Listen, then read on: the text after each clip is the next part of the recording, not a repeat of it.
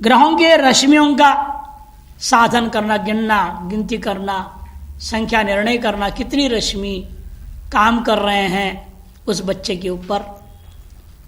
क्योंकि ग्रह जितने भी हैं सब तेजोमय हैं, सभी ग्रहों से रश्मियां निकल रही।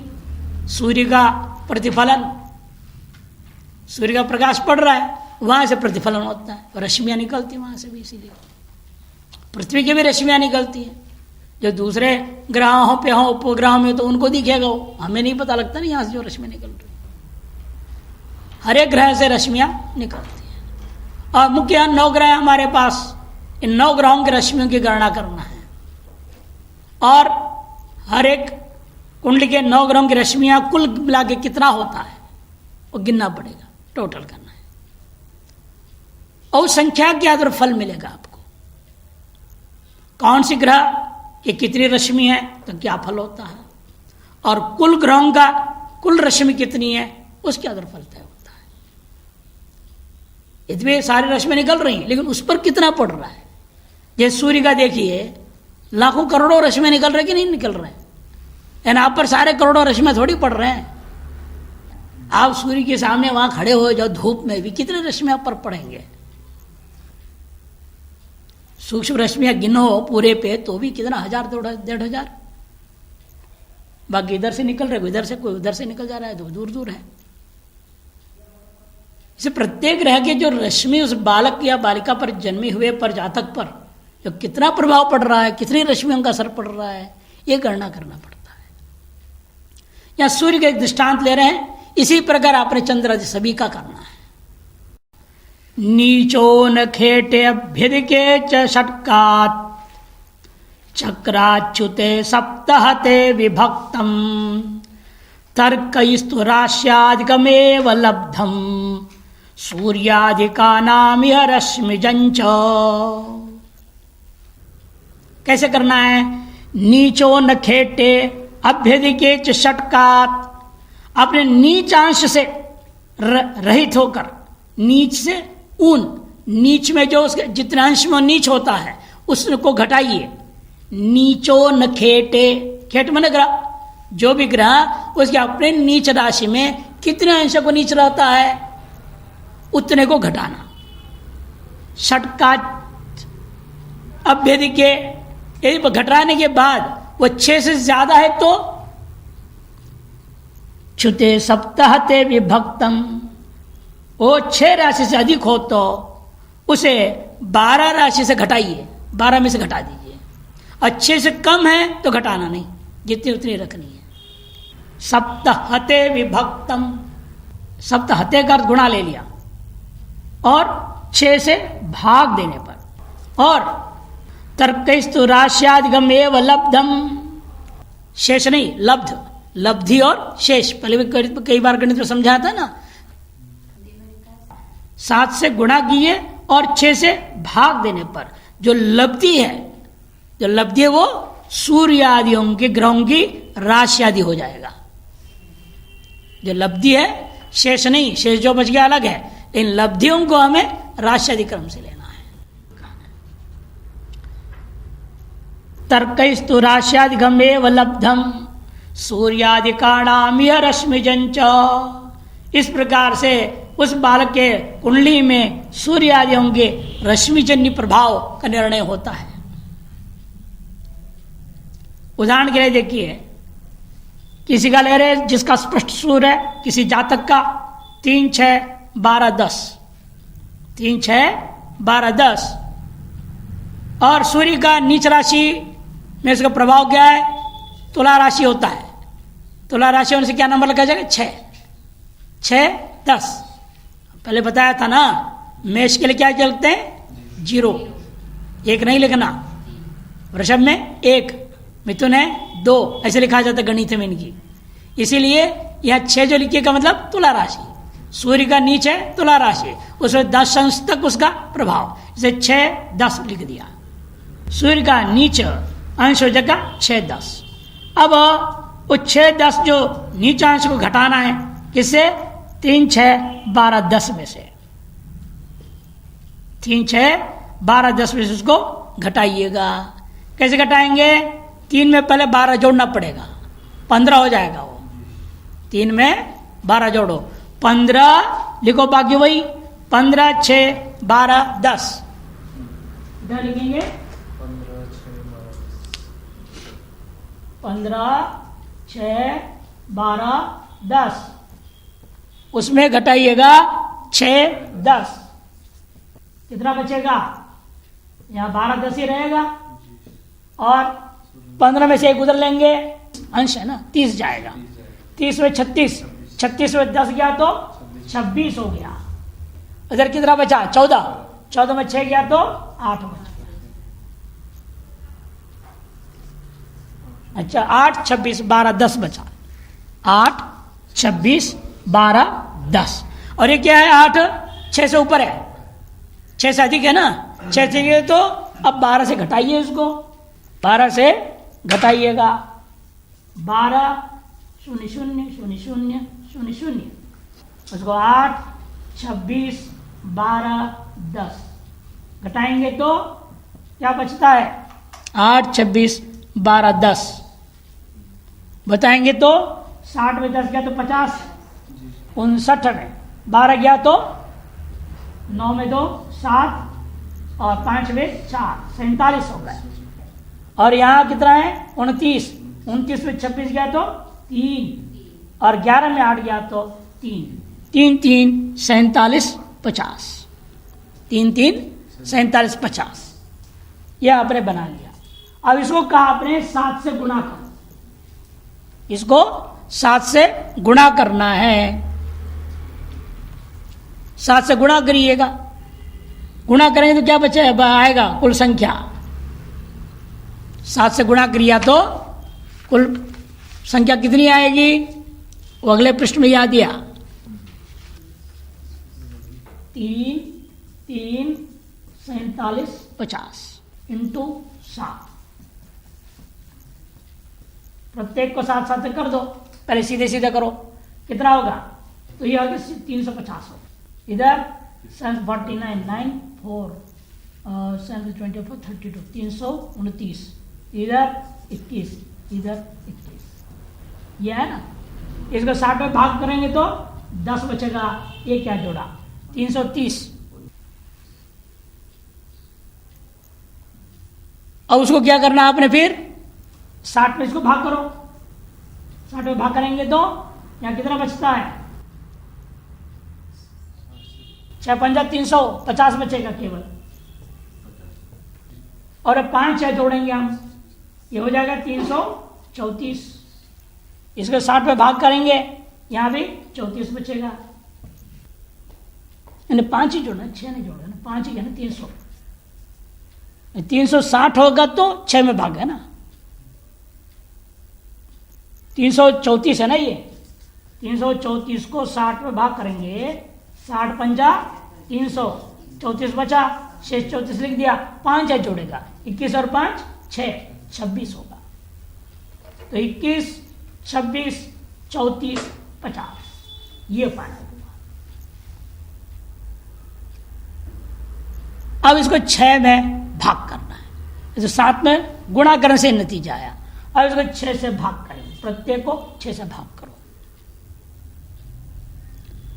तो क्या बनेगा? पहले 3 बचेगा, 6 3 18, 3 बचा, 3 इंटू 30,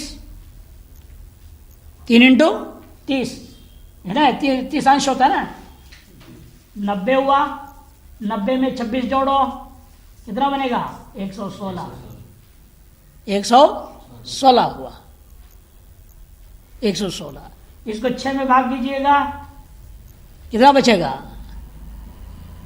6 का 1, 6 आएगा 56, और 9 में जाएगा 54, बचेगा 2, 9 में गया 19, 3 और इधर 19 आया। अब ये 2 है, इसको करो 60 में गुणा, 120, उसमें जोड़िएगा 34, बना 154। अब 154 को भाग करो 6 से, कितना बचेगा? 6 2 12, 34, 6 5 30, कितना बचा? 4 बचा। और 4 को 60 गुणा कर दो 240, उसे जोड़ दो कितना था? 50, 50 जोड़ूंगा 290, और उसको कर दो 6 से, 6 चक्का 6 चौका 4 है ना, 6 चौका 24, 48 हो गया। तो बचेगा उसमें 50 में 2 बच गया। तो कुल कितना हुआ? इसलिए 3, 19, 25, 48, 3, 19, 25, 48 ये बनेगा। सूर्य के राशि आदि का रश्मि ये हुई, ये हो गया सूर्य के राशि आदि रश्मि। इसी तरह हर ग्रह का करना पड़ेगा। उस ग्रह पहले उस जन्म के ग्रह स्पष्ट निकालना है आपने, पहले उस ग्रह स्पष्ट हर ग्रह का देखेंगे, उसमें फिर उस नीच राशि में कितना राशि में उसका प्रभाव है, वो जो प्रक्रिया बताए इसका वही प्रक्रिया सभी ग्रहों को करना है। हर एक ग्रह के स्तर रश्मियों की गणना कर लेंगे। तो 3, 19, 25, 48 हुई। इसी प्रकार देखो लिखा है सभी ग्रहों का रश्मि मान निकाला जा सकता है। हर एक ग्रह किसी प्रकार से रश्मि मान निकाला जाए।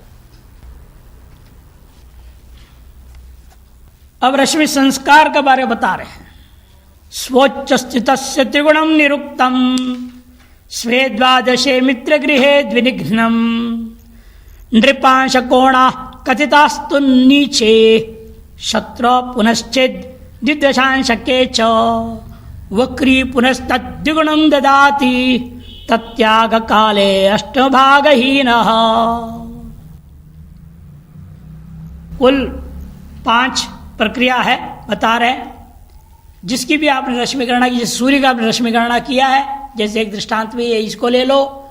सूर्य अपने वृश्चिक राशि में है क्या, या सूर्य अपना नीच राशि में है? और सूर्य का वक्री होने का मतलब नहीं, ये अंतिम वक्री के लिए बोल रहे हैं ना, वक्री को घटाएंगे नहीं। यहाँ अन्य ग्रहों में वक्री भी है तो उसके अनुसार फल होगा। उच्च गति क्या है? स्वोच्च स्थितस्य त्रिगुणम निरुक्तम। पाठवेद नीचे दिया है स्वच्छ स्थितस्य द्विगुणम निरुक्तम स्वे द्वादशांशे मित्र गृहे स्वराशो। ऐसे प्राचीन पुस्तकों में पाठवेद है। वहां यहाँ त्रिगुणम है, उधर द्विगुणम किसने कहा है? बाकी वही है स्वे द्वादशांशे मित्र गृहे, और द्विनिघ्नम के जगह पर इन्होंने स्वराशो है पाठवेद। अपने उच्च राशि पाठवेद के अनुसार अपने उच्च राशि गृह अपना गृह अपना द्वादशांश एवं मित्र ग्रह की राशि में स्थित ग्रह हो तो साधित रश्मि को द्विगुणित करने से स्पष्ट रश्मि होती है। जो भी आपने गणित किया है उसको दुगुणा करेंगे, यदि वो उच्च राशि का है तो दुगुणा करने पर स्पष्ट रश्मि आ जाएगा। यह मत भी विचारणीय है पाठांतर के आधार पर। प्रस्तुत पाठ के आधार से देखिए, ग्रह अपनी उच्च राशि में स्थित हो तो साधित रश्मि को 3 से गुणा करके 3 से गुणा करके करने से 3 से गुणा करने से ये पहला पक्ष हो गया। दूसरा, यदि वह अपनी राशि में हो तो स्वे अपनी राशि क्रम से लगे अलग अलग करके, इसलिए वह अपनी राशि में हो तो और अपने द्वादशांश में हो तो एवं मित्र ग्रह में हो तो 3 ले रहे हैं ना, स्वे द्वादशे मित्र गृहे द्विनिघ्नम। द्विनिघ्नम वो अपनी राशि में है या अपने द्वादशांश में है या अपने मित्र ग्रह की राशि में हो तो जो गणित आपका निकाला हुआ है उस रश्मि को द्विगुणित करने से स्वच्छस्थ हो तो द्विगुणा, और इनमें हो तो स्वराशि है या मित्र राशि में या द्वादशांश में युक्त हो तो 2 गुणा करो, द्विनिघ्नम 2 गुणा करो। और आगे कहते हैं नृपांशक कोणा, नृपांशक ऊना कथितास्तु नीचे, और यदि ग्रह अपने नीच राशि या शत्रु की राशि में, शत्रुश्च पुनश्चेत, और शत्रु के द्वादशांश, वो भी शत्रु का कैसे, शत्रुश्चेत द्विदशांश के च, और शत्रु के द्वादश अंश में स्थित हो तो वह साजित रश्मि का क्या करना है, नृपांशक ऊना, नृपांशक ऊना मतलब 1/16, 1/16 करना है, भाग करना है। और चौथी बात, वक्री पुनस्तद्विगुणम ददाति, और वक्री ग्रह हो तो पुनः द्विगुणित करने से स्पष्ट निकलेगा। और अंत में तत्याग काले अष्टम भागहीन, और वक्र के त्याग के समय बच्चे का जन्म हो गया है तो उसके आधा 1/16 का आधा क्या है, 1/8 भागहीन करने से स्पष्ट रश्मि का मान निकल आता है। अब रश्मियों का फल क्या है, मान निकाल लिया आपने, स्पष्ट मान निकाल लिया, और स्पष्ट मान निकालने से गणित करो, जो अंक आया है जोड़ो, हर ग्रह का मिला करके कितने रश्मि उस पर असर कर रहे हैं इन ग्रहों का। एकाधिपंच यावद्रश्मिभिर अतिदुःखिता कुलविहीना, यहां से थोड़ा विषम छंद है, 11-10 8-10 है। एकाधिपंच यावद्रश्मिभिर रति दुःखिता कुलविहीना पतिता दुष्ट दरिद्रा नीचरता संभवन्ति नराः। उक्त रीति से साधित सभी ग्रहों की रश्मियों का योग यदि आप जोड़ते हैं और 1 से 5 के बीच में आता है तो क्या करना, तो मनुष्य कैसे रहेगा उसका, वो नराः कैसे रहेंगे उनके जीवन, अति दुःखिता। एकाद पंचित यावत रश्मि, यावत माने पूरे 9 ग्रह का, कि किसी में आधा आएगा, अभी ये तो आएगा, वो 3 आया ना, पूरा आया तो 3, ये सब स्पष्ट नहीं निकाला कि ये है कहाँ, कर्क राशि में 3 है ना, कर्क राशि है, कर्क राशि में उच्च नहीं है, वो नीच भी नहीं है, वो नीच तो उसके वहां पर हो गया, तो स्वराशि भी नहीं, स्वराशि तो सिंह होता है। और 3 और कितना आया था उसमें 19, द्वादशांश भी अलग है, ये स्वतंत्र है, इसलिए यहाँ न दुगुना करना है न तिगुना करना, कुछ नहीं करना है, यहाँ पे जितना उतना ही उसको स्पष्ट मान माना जाएगा।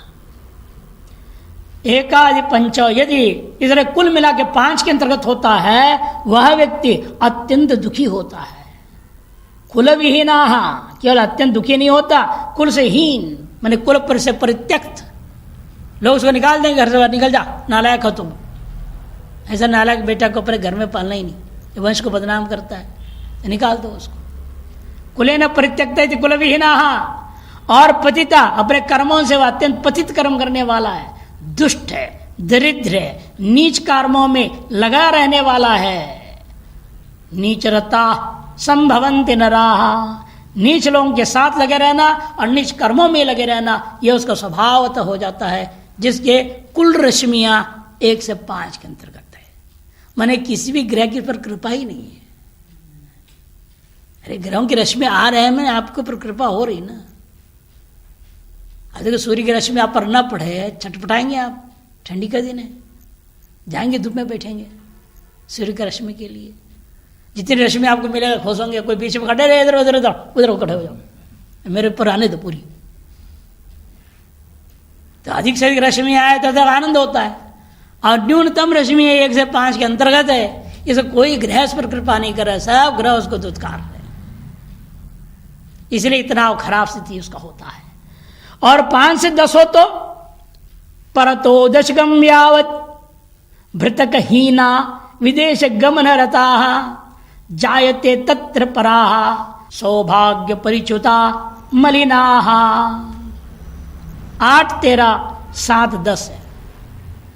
परतो दशकम यावत, 5 से बाद 6 से 10 तक, 6 से 10 तक संख्या कुल रश्मियों का बनता है, तो कैसे रहेगा व्यक्ति, भृतकहीना। मन इस योग से मनुष्य नौकर चाकर परिजनों से रहित रहेगा, विदेश गमन, विदेश यात्रा में रुचि रखने वाला होगा, अपने स्वदेश को छोड़ के इधर उधर भागते रहेगा। नौकरी के चक्कर इधर चक्कर हो ही रहा है ना आजकल। लोग सब जैसे हर राज्य में देखो कहाँ से कहाँ जा रहा है नौकरी के चक्कर में। देश विदेश में तो वो तो विदेश ही है। यहीं पर भी पहले जमाने में विदेश में अमेरिका इंग्लैंड नहीं होता था। विदेश में अपने जो स्वदेश जो जहाँ पैदा हुए हो उसको छोड़ के निकल जाना, उसको विदेश हो गया। आजकल भी बुजुर्ग लोग यही बोलते, जननी जन्मभूमि स्वर्गादपि गरीयसी। इसलिए अपने गांव छोड़ के जाना नहीं, ये तुम्हारी जन्मभूमि है। अपने गांव शहर में जाएगा बेकार, वहाँ झंझट में पड़ेगा, फ्लैटों में रहेगा। अरे यहाँ खेती हरियाली हवा भरा है, यहाँ रहो, यहीं कमा लो जो कमाना है। जननी जन्मभूमि स्वर्गादपि गरीयसी, ये डायलॉग मारते हैं बुजुर्ग लोग, वो सही भी है। वो अब धीरे धीरे पलायन हो रहा है शहरों से, इसीलिए कोरोना तो वैसे बहुत लोगों को भगाई दिया गांव की ओर। तो भृतगहीनाः विदेश गमनरताः जायन्ते तत्र पराः, और वह सौभाग्य परिच्युता, भाग्य से भी हीन होंगे, मलिन विचार वाले होंगे, मलिनाः, और वहां पर भी जहां भी जाएंगे वह पराधीन ही रहेंगे, कभी सुखी नहीं हो सकते। पराधीन सुख स्वप्न हो में नाही, स्वप्न में भी पराधीन सुख जो है स्वप्न में भी नहीं मिल सकता। तो इसलिए कहते हो जहां भी जाए वो भी पराधीन ही रहेगा बेचारा, सुखी नहीं हो सकता कहीं भी जाए वो। फिर 7-9-7 का छंद आ रहा है, 15 जाता तत्र प्रधान पूज्ययुता धर्मारंभा सुसुखा कुलतुल्य जन प्रजायन्ते। 1 से 10 तक तो लगभग खराब ही था, अब 11 से 15 तक बोल रहे हैं। 11 से 15 में अच्छा बता रहे, 15 जाता, 15 रश्मियों तक के रश्मियों, मैंने 11 से 15 के रश्मियों से युक्त किसी का जन्म हुआ है तो तत्र प्रधान पूज्ययुता, वो क्या हो जाता है, वह जातक प्रधान होगा, अपने कुल में श्रेष्ठ, गांव में श्रेष्ठ, सब प्रधान बनेगा। पूज्ययुता और सम्मानित पुरुषों के साथ रहने वाला होगा, हमेशा धार्मिक कार्यों का आचरण करने वाला होगा।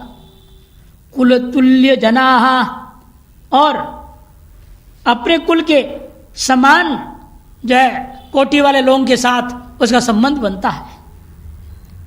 सुसुखा, और सुखों से युक्त होता है, अपने कुल के अनुरूप व्यक्तियों से संबंध होता है। प्रजायन्ते कुलतुल्य जनाः प्रजायन्ते, ऐसे होते हैं जो लोग जिनके जन्म कुंडली में कुल रश्मियां लगभग 11 से 15 हो, तो 16 से 20 हो तो 8 यहां तो अनुष्टुप ले लिया। आविशते कुलश्रेष्ठो धनवान जन विच्युतः भवेत् कीर्ति करः शश्वत स्वजनैः परिपूरितः। यदि रश्मियों का योग कुल मिला के 20 तक हो तो, मैंने 16 से 20 तक के योग वाले हों तो वह मनुष्य अपने कुल में श्रेष्ठ होगा, कुल श्रेष्ठ हो। धनवान होगा, धनवान जन विच्युतः, लेकिन अन्य जनों से वह रहित होता है।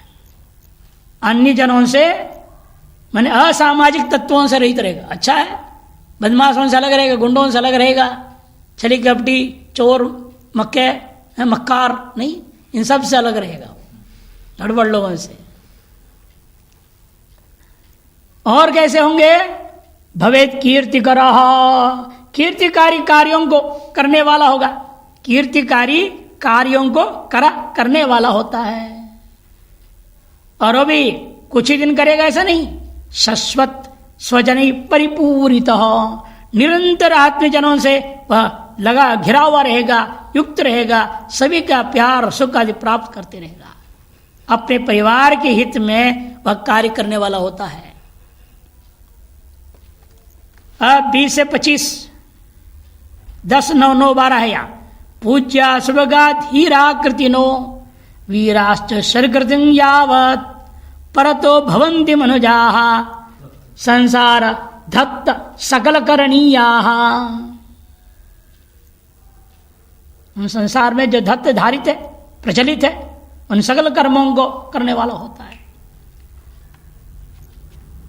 रश्मियों का योग यदि 21 से 25 के बीच में हो तो 25 तक हो तो वह मनुष्य पूज्य होता है, समाज में सम्मानित रहेगा, शुभगा में अत्यंत सुंदर होगा, धैर्यवान पुरुष होगा, कृतना कार्य करने में अत्यंत कुशल होगा, वीर पुरुष होगा। वीराश्च परतो भवन्ति मनुजाः, मनुष्य जो इस योग में 21 से 25 रश्मियों के योग में जन्म लेते हैं उनका ऐसे भी फल विशेष होगा कि वे संसार धत्त सकल करणीया, संसार में धत्त माने प्रचलित जो सभी प्रकार के जो कार्य हैं उनको करने में वह उद्यत रहता है, हमेशा आगे रहता है। 12, 8, 7, 9 विषम छंदेवी। अत उत्तरेण चंडा नृपाश्रिता नृपति लब्ध धन सौख्या 30 सचिवा पूज्याश्च भवन्ति भूतानां। 30 तक माने 26 से 30, 30 यावत सचिवा 30 तक के जो है योग वाले मैंने 25 से मैंने 26 से 30 तक की यदि रश्मियों का योग होता है तो वह उत्तरेण चंडा, वह मनुष्य अत्यंत उग्र होगा। अत उत्तरेण 30 यावत जोड़ेगा। अत उत्तरेण में पूर्व में 25 तक लिया, 26 से कहाँ तक लेना है 30 यावत जो होगा वह व्यक्ति चंडा अत्यंत उग्र होंगे। वे लोग जो 25, 26 से 30 रश्मियों वाले हैं जिनका कुंडली उसमें जन्मे जो जातक है वे अधिकतर उग्र होंगे। नृपाश्रिता और राजा के आश्रित रहने वाले, राजा के अधीन कर्म काम करने वाले, नौकरी चाकरी करने वाले लोग। और नृपति लब्ध धन सौख्या, अतएव राजा से प्राप्त धन द्वारा वे सुखी होते हैं। सचिवा हो सकता है राजा का मंत्री बन जाए। और पूज्याश्च भवन्ति भूतानां, और लोगों के द्वारा वह पूजित भी होता है।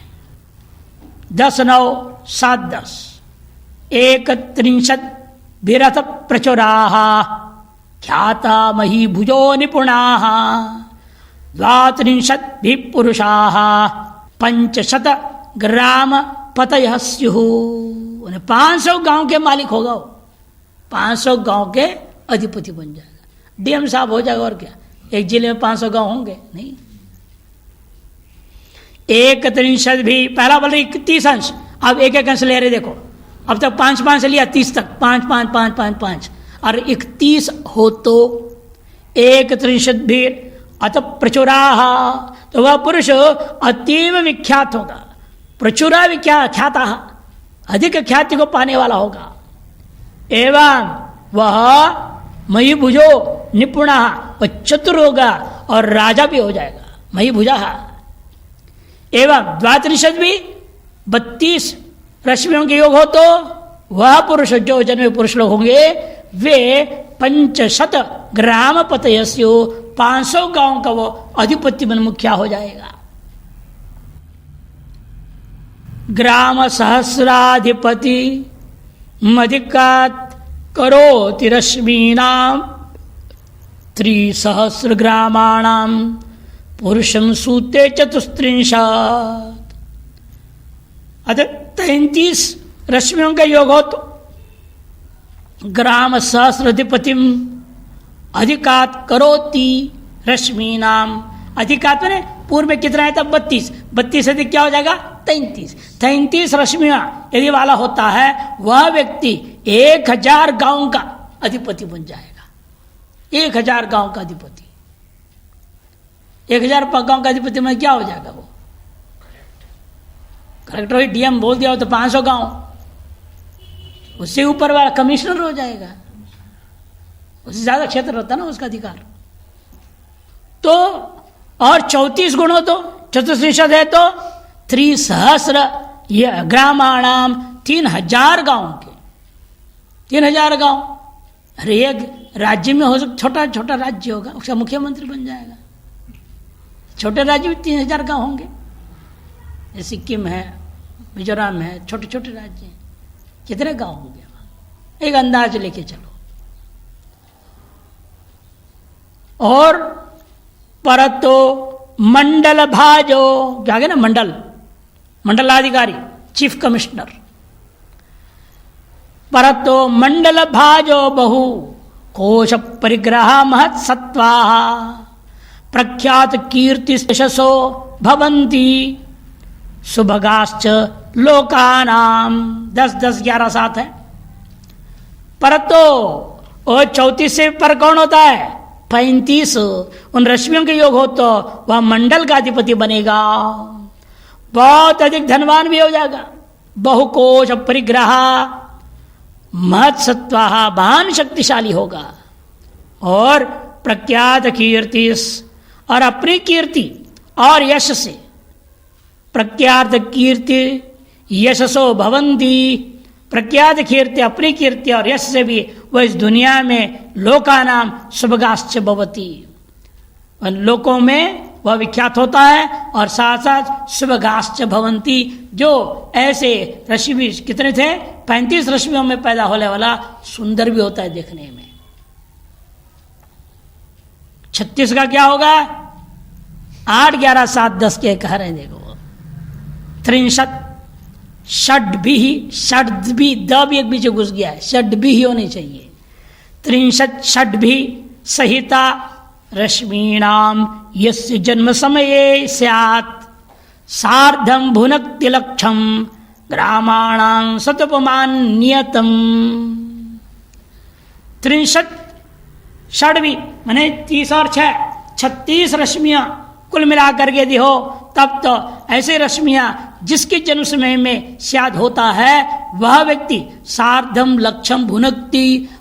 सार्धम लक्षम है ना, आधा जोड़ो और देन सह अर्थ कर दूंगा तो जगह 1.5 लाख हो जाएगा। इसलिए अगले में 3 लाख ले रहे हैं। ये 1.5 लाख है, 3 लाख है। तो सार्धम लक्षम का इसलिए आपको लेना है 1.5 लाख गांव, उनके अधिपति बन के रहेगा। ऐसे बड़े राज्य का मुख्यमंत्री बन जाएगा। ग्रामाणाम स तो पुमान नियतम, वह पुरुष नियत रूपेण 1.5 लाख गांव उनके अधिपति बन के रहेगा, राज करने वाला बनेगा। 63 सप्तक सहिता रश्मीणाम संचयो भवेदेवं लक्ष तृतीय पतित्वं ग्रामाणाम जायते पुंसाम। 8, 10, 8, 8 63 सप्तक सहिता, 37 रश्मियों से के योग से युक्त हो, ऐसे में जन्मा हुआ बालक रश्मि नाम संचयो भवे देवम। तो उस मनुष्य का स्थिति ऐसे होता है कि वह लक्ष तृतीय पतित्वम, 3 लाख गांव का वह अधिपति हो जाता है। लक्ष त्रय ग्रामाणाम पतित्वम जायते पुंसाम, उन मनुष्यों के, उन व्यक्तियों के 3 लाख गांव पर अधिपतित्व की प्राप्ति होगी। बड़े राज्य का बन जाएगा मुख्यमंत्री। 63 भी सहिता रश्मिर एषाम भवेद्धि पुरुषाणाम मुनिसम्मत लक्षाणाम ग्रामाणाम ते अधिपाज्येया। 8, 11, 8, 8 3.5 का 2 गुणा कर दे, 7 लाख गांव देश का प्रधानमंत्री हो जाएगा। आपके देश में लगभग इस समय 7 लाख गांव हैं। एक जमाने में हम लोग जब तक गिनते थे तो 6.25 लाख थी। गांव की संख्या बढ़ गई, जंगल काटे गांव बसा दिया गया, लगभग 7 लाख गांव है, बढ़ गए। एक साथ थे 10-10 गांव, हाँ अलग अलग कर दिया, बना दिया गया।